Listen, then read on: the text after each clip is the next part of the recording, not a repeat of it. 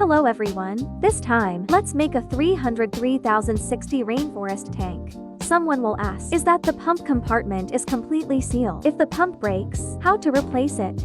If you also have such questions, please see the end. Well, I won't keep you in suspense.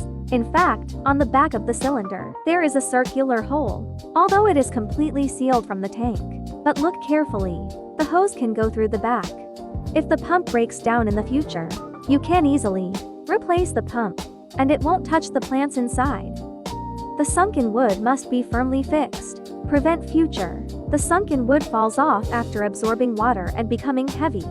Before making the waterland boundary, you must first lay a permeable mesh under it, then use foam glue to divide the water and land boundaries. The foam glue needs to reach a certain thickness before you can dig it out, a slope shape. Next, it's time to shape the river on top. It is not recommended for beginners to set the river so high, because I'm doing it according to the customer's request. We need to start from the upper left corner. This tank is already high. The river will be particularly steep. The steeper the river, the more turbulent it is. The path of the water flow, the harder it is to control. After shaping it with foam glue, I directly used river soil for waterproofing. I didn't use stream sand.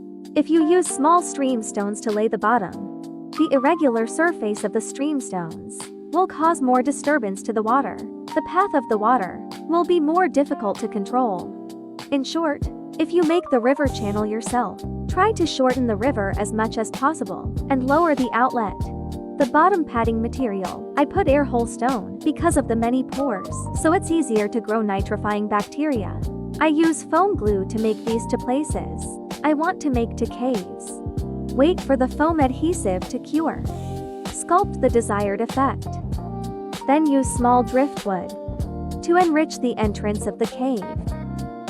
For the waterland junction below, we can use stones to make a camouflage, hardening with glue.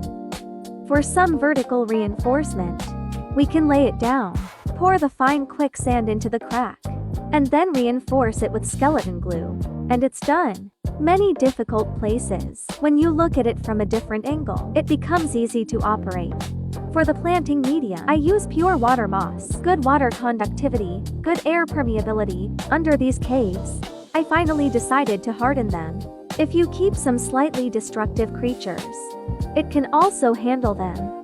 But the premise is, you can't keep too big creatures. This time, when planting plants, I didn't choose too big plants, because the cylinder block is too slender. If the plants are slightly larger, the lower plants would probably not receive light. The internal planting area is shorter. This way, you can grow lush and vibrant plants. But this 60-centimeter tall tank, it won't work. It requires a stronger power light. Next, I will talk about the rear pump compartment. Connect the pump to the hose, and then insert it through the pump chamber hole. And it's done. If you need to replace it later, just pull the wire to take out the pump. The atomizer.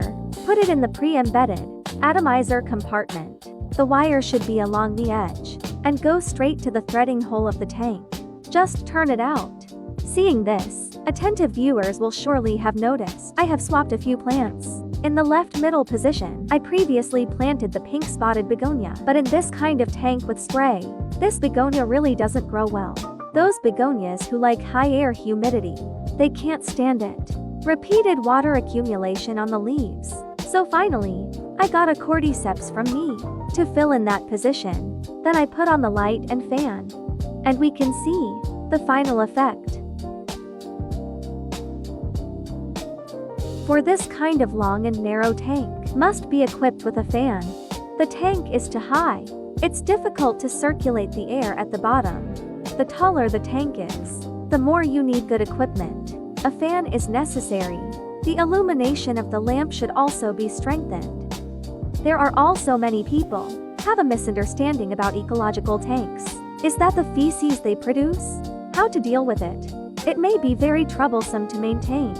For these doubts, I want to say that the reason why it's called ecological tank, that means establishing a comprehensive ecosystem for it to the greatest extent possible. The feces is left to the cleaning worms. When choosing plants, you should consider the growth attributes of the plants. Don't choose plants that grow too fast, then it can greatly reduce the frequency of pruning plants. With the help of cleaning insects, that crawling poop, you don't have to worry about it. These tools, they usually don't come out to bother you. They only come out when you are sleeping, will come out to work. Moreover, they can't leave the tank. Even if they run out, they cannot survive.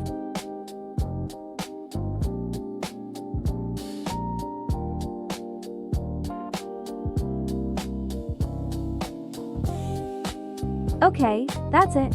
This is AquaWorld Relax Lines. See you next time. Bye bye.